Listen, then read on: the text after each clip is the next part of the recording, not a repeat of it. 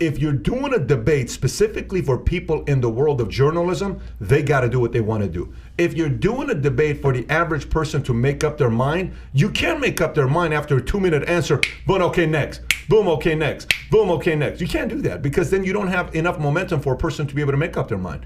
I want to be able to, like, for example, Joe Jorgensen's camp reached out to us. They said they'd like to do stuff on here right now. What do you call it? Joe Jorgensen said they're wanting to come up and be a guest because she was not on the debate and she's the libertarian candidate. And I said if you want to come down here, we'll give you a couple hours and you can kind of share your thoughts. Right? Come down and share your thoughts and tell us what you think about current politics.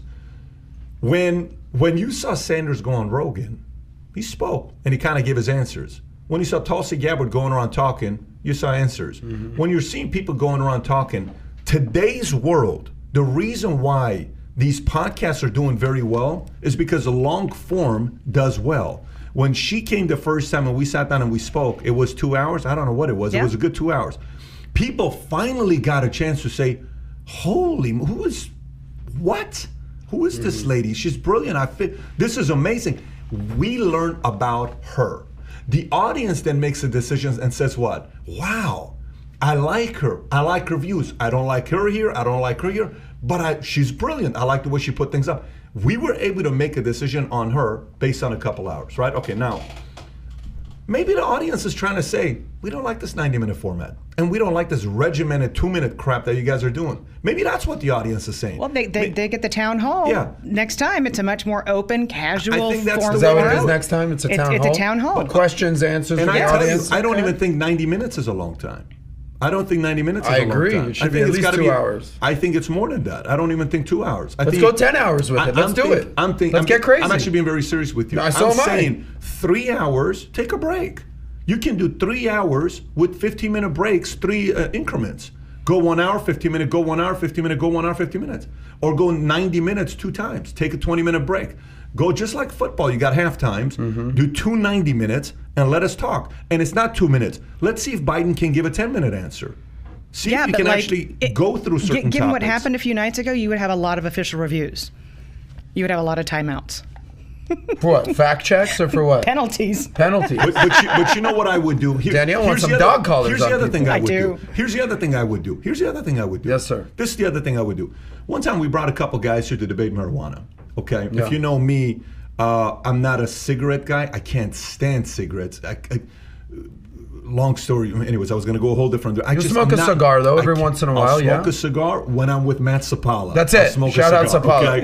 Okay? I think I've smoked 5 cigars in my life. 4 of them with Matt. Yeah. So, but they came and they debated marijuana. One of the ones was the developmental director from Normal is where she came from, and the other one was a U.S. Navy intelligence. Commander of U.S. Navy intelligence. He came over here. You see him all the time on Fox and CNN. He came over here. We put the debate right behind that. And we went 90 minutes, right? The last 30 minutes of the format of the debate, the way I did it is they talk to each other. I'm not involved. Talk to each other. I want them to talk to each other.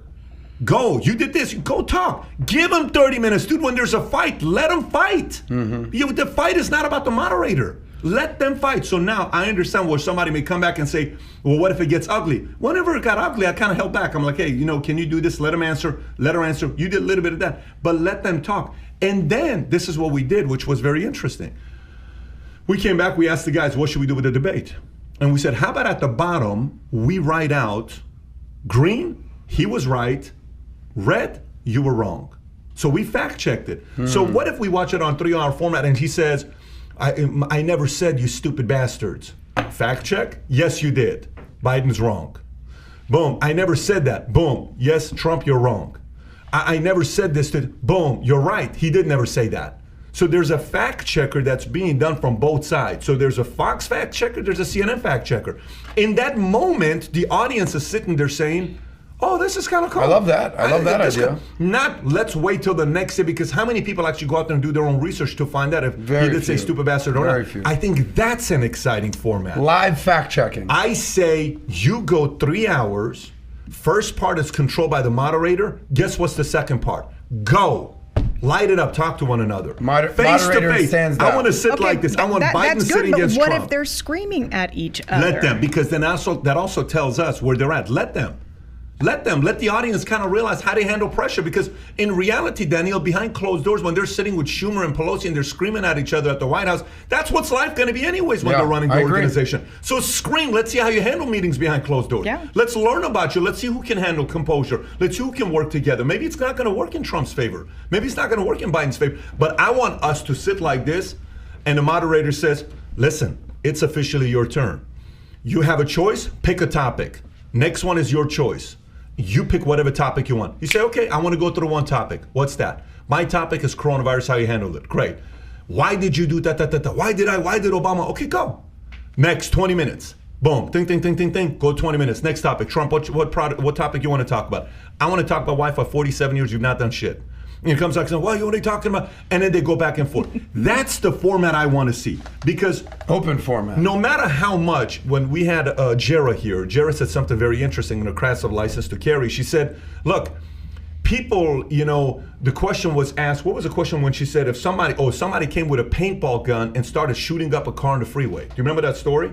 And you asked the question, did you ask it? I think you asked it. So can the person take a gun out and point it at him? Okay, and she said, you can, but I just want you to know, in that moment, there's no way you're going to be able to fire exactly at a car because you've never been in that situation before, right? Yeah. So when we're sitting there yesterday, she said, yesterday, you guys don't know what I arrested somebody the night before, last night at 10 o'clock. She was telling that whole story about what happened the night before. As tough as somebody acts, it's very different when a real fight breaks out. Mm-hmm. As tough as you think, when I went in the military, man, when we did our first exercise where you're supposed to low crawl over M60s firing above you, and it's 11 o'clock at night, and you're supposed to low crawl in mud, the biggest guy with tattoos on his back is the one that got up that couldn't handle it. Toughest guy couldn't handle it. I'm telling you alone, you're like, you? Out of everybody, the smallest guy was the toughest guy. So you don't know this kind of stuff. Okay, when you go into a negotiation room and things really get down, the guy that's like a nice salesy guy, you think he's good, but on the negotiation, he's very nervous. What happened there? Mm-hmm. So this is the part, hey, since you've had 47 years of politics and I've been doing 50 years of business, I'm Trump, you're Biden, let's see who can handle pressure the most on the spotlight. Let's talk about topics. No one gets involved. That would get me to stick there and say, oh my gosh, this was sick. Mm-hmm. Then I can make my decision for myself. I think that'll help the average American to say, I can see why they say nothing gets done with you behind closed doors. Yeah, I can't vote for you. I just saw the true colors of you. That's how you find out about who the leaders are. I may be wrong, but that's just my thought. I actually 10,000% agree with you, because behind closed doors, if you're in a negotiating room, you're sitting at the table, you have to be able to interact with somebody. If somebody's blah, blah, blah, it's like, buddy, listen, can we have this conversation right here for a second? All you're doing is yelling. Here's what I'm going to say. Because that's what is the problem right now with Nancy Pelosi and Steve Mnuchin, and they're behind closed doors. They're trying to get this freaking second stimulus. Let's see it. Exactly. Trying to get a stimulus deal done. Why can't this deal get done? Now they're back to where they were square one 4 months ago. Ridiculous with the HEROES Act or the HEALS Act, or is it the CARES Act Part 2? What's going on behind closed doors? Basically, what you're saying is, let's open the room, let's open the vault, and let's see what actually happens behind closed doors. Therapy session. You ever seen the incredible movie based on true stories, a very heartfelt movie, Couples Retreat? You ever seen Couples Retreat? Super serious movie. Very serious movie. Man, you ever seen? I was waiting, and I'm like, oh. Gone with the Wind. Oh my God.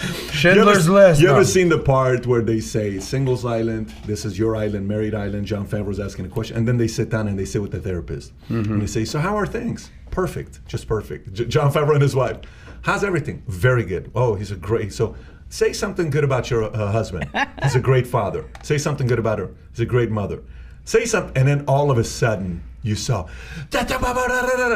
and she let him go. Mm-hmm. Sometimes you got to do that. Let him loose, man. And like if you, Gotti fought Ward. Gotti was fighting Ward. It's known as one of the greatest boxing matches of all time.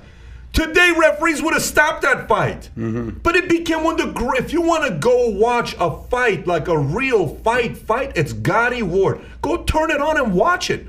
Bam, bam. Gotti gets down. His ribs, he can't breathe.